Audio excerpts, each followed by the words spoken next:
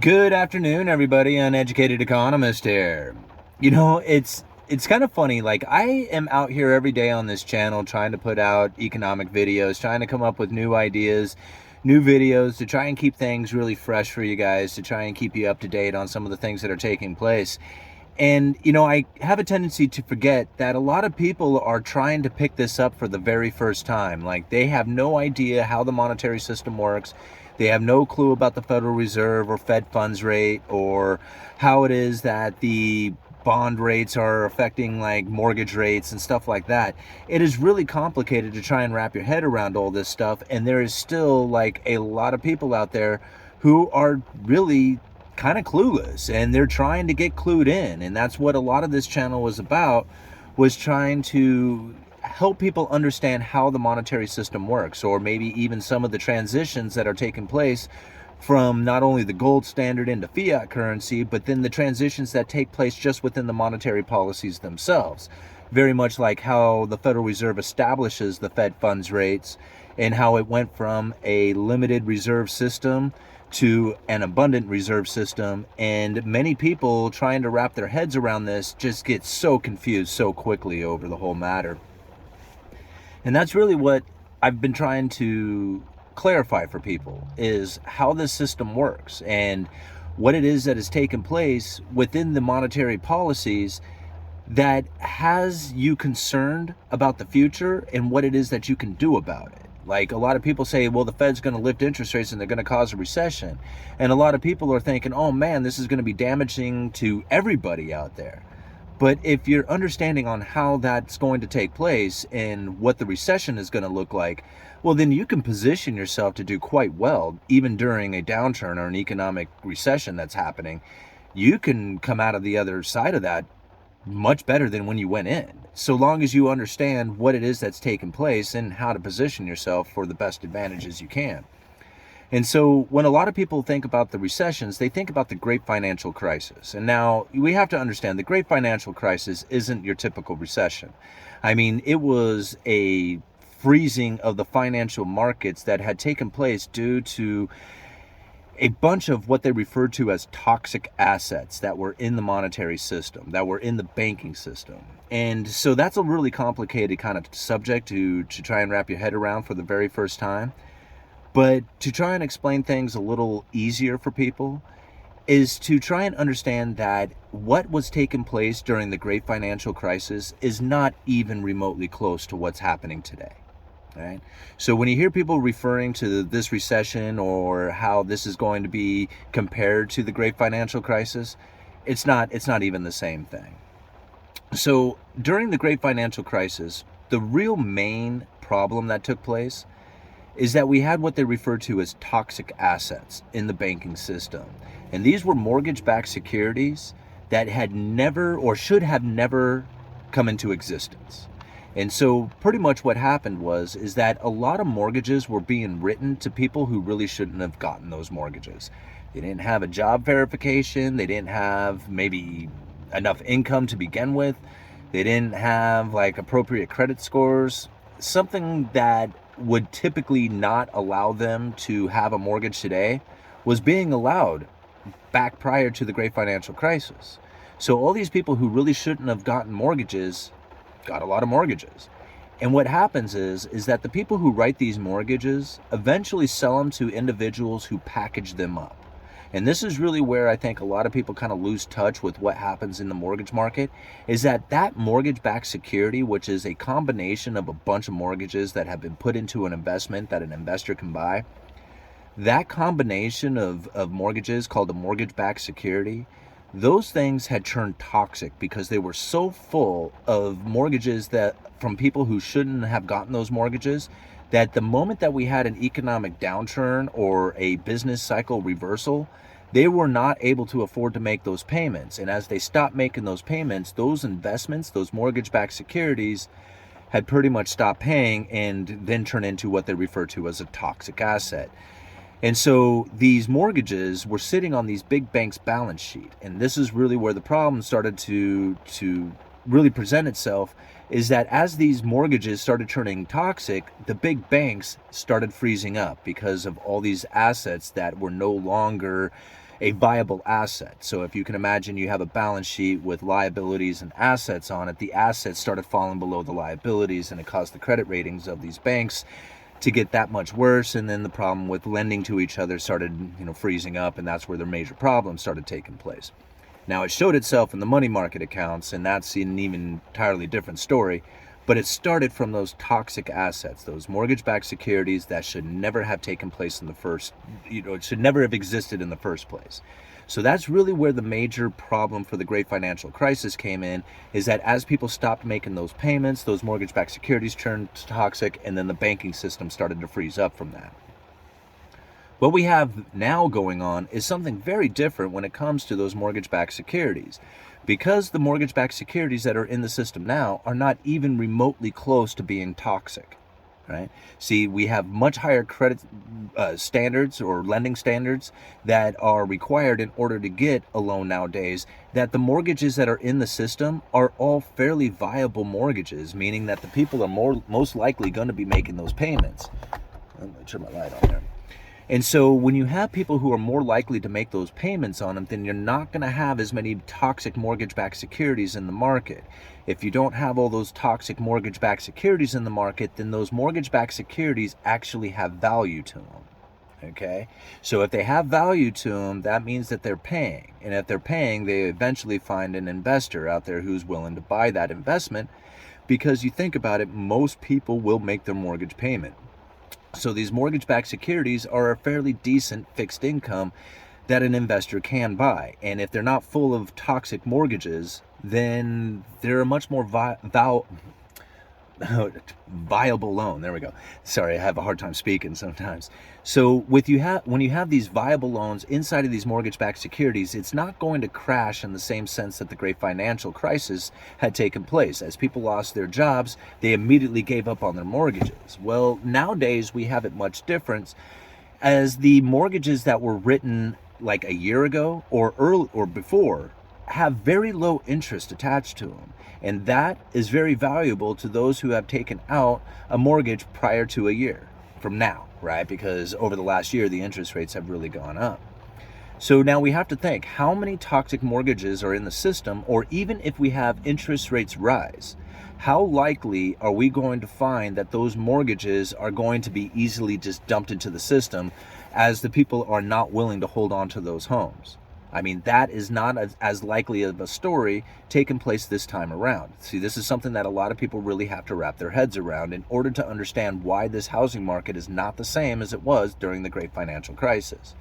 Now, the other thing that was taking place during the great financial crisis is there was a huge home build taking place.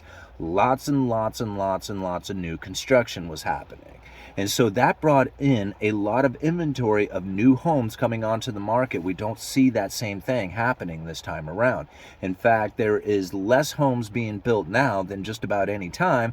Less, permits being issued, less starts. Everything is showing that there is less economic activity taking place within the new construction market than just about any time. I mean, now granted, there was times where there was a lot more activity and there was times when there was less. But for the most part, it's not exactly a high demand new construction market taking place right now. Even though we have the new construction market having the best ability to start right now than just about any time in history. I mean, at least over the last, 2-3 years. Because lumber prices had moved up so much, the new cost the cost of new construction had gone up like exponentially. It was impossible to buy or build a new house as cheap as you could buy an existing one during the times when the lumber was running up as high as it did. Well, now we have lumber coming back down to what would be considered a very normal price. I mean, we have, I think the futures were at $363 per thousand. And if you think about it, at $1,650 per thousand, I mean, we're like $13,000 per thousand under its all-time high. I mean, lumber has crashed for the most part. And now I'm also seeing it happen in plywood as well. So the plywood prices have moved from $30 a sheet on a half-inch 5-ply CDX down to, I think it was $26 today. I mean, $26 is a price that I had sold plywood for like 5, 6, 7 years ago. right? Those prices had been hit at one time. And although they are high on a historical average, the plywood prices at 26, because normally they would be around 18 to 20, 22 maybe, that's still way better than the $80 a sheet that it once was. So framing a new house right now is cheaper than just about any time that you have ever had in the last few years. I mean, 2, 3, maybe even 4, 5 years. Lumber right now, just the framing lumber, not necessarily doors and windows and siding and all the rest of the stuff that goes into building a house, but just the framing component of it has dropped dramatically in price. And right now, you're even finding where people are building homes cheaper than what they can buy a home out there for. So new construction is not necessarily going to bring inventory onto the market, even though the new construction does exist now. Most likely it's going right to home buyers, right to homeowners, or private, custom home builds, right? So these things will never make it to market. And that's where I have a feeling is taking place with a lot of the new construction market right now, as the demand for homes is still there. I mean, people need a place to live and they just can't hold off forever. They may find that they are going to pay for the home that they want. Like every bit of it is going to be custom to them for what they want and suit their purposes, and they're willing to pay the price for that. And that's what I believe we are experiencing right now within the housing market. So granted, yes, prices are coming down, and they will come down probably a lot, considering how far up the house prices had moved. I mean, just even using my own home that I had purchased a year ago, 1 year and a little over 2 months, like about 2 months now, that I've had this home. And in the course of the year, the house has gone up better than $100,000 in 1 year. Right now, I don't want to tell you like how much the house was and everything else, because I don't want people figuring out where I live. Not that it would be too hard to figure out, but the fact is that it's moved up over 100 grand in 1 year. Well, the price of the house on the ZELLE estimate dropped like a lot, like $20,000 from its all-time high. It's still $80,000, even better than $80,000 more than what I had paid for it a year ago, a little over a year ago, with a $25,000 drop. It was like 23 something that I had dropped on the ZELLE estimate. So when people look at these house prices drop, I mean, that's a significant number. $23,000 has come off the price tag of this thing. It's like 5%, right? It could even be 10% or 20% or 25%. It's still not going to bring down the value of the house to the point that I would go underwater. That is the major difference that I think a lot of people are not putting into their heads when they think about like what's happening with house prices. Even over the course of the last year, we did see prices move up. Now, granted, they did not move up at the pace that they once did, but in a lot of cases, the house prices did move up. Yes, there are some areas that are finding some house price drops, but they're from an all-time high. Think about that. If I told you that lumber had dropped 50% from its all-time high of $1,650 per thousand and told you now that it's selling for $800 per thousand, that is still an incredibly high-priced lumber price, right? I mean, that's lumber futures at their all-time high if it was at $800 per thousand. Like, I mean, that wouldn't be at its all-time high, but that would be considered like extremely high price. 400 per thousand, 500 per thousand, that's average, right? But you could have taken 50% out of the all-time high and still would have been extremely high on lumber futures. Take out another 50% and we hit average, 400 per thousand.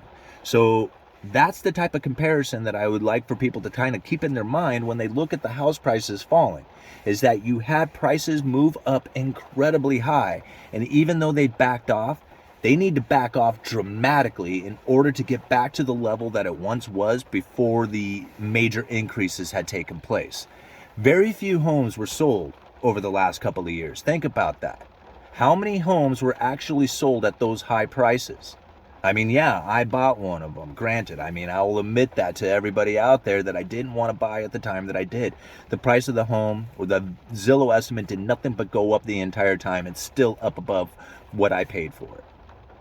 Okay, so think about this. How many homes have been sold over the last couple of years? Very few, right? How many homes were sold with high interest rates? Even less.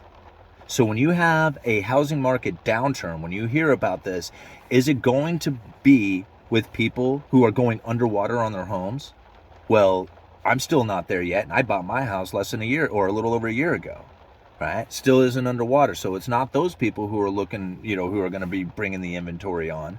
Is it people who are not like willing to buy at this price? Well, take a look out there. Homes still sell. Think about some of the institutional buyers out there. Yeah, there's institutional buyers out there who are dumping houses out, but there's a lot of institutional buyers out there who are buying at a discounted price. Think about that, right? There's people out there who had deals on houses. They don't want those deals anymore. But then there's other people out there who are buying blocks of houses, getting a discount for buying bulk, and front running all the customers out there who thought that they were going to get a discount on a house. Now they have to rent from those people. This is the type of stuff that's happening within the housing market. A lot of people are just saying, hey man, there's going to be a huge price and you screwed yourself by buying a house back in the day. Really? I mean, I don't see a whole lot of people out there jumping at buying a home right now. How long are you going to wait? How far are prices going to go? How much competition are you going to have when you go to start buying a home with everybody else also trying to buy a home? It's a very interesting time to think about right now. Look at the lumber future prices. They're in the toilet right now. That is not a lot of demand for new inventory. Okay, so again, I have to think like what's taking place with the new construction market and who's moving into that new construction. These are custom home builds that are happening right now. All right, Uneducated Economist, you let me know.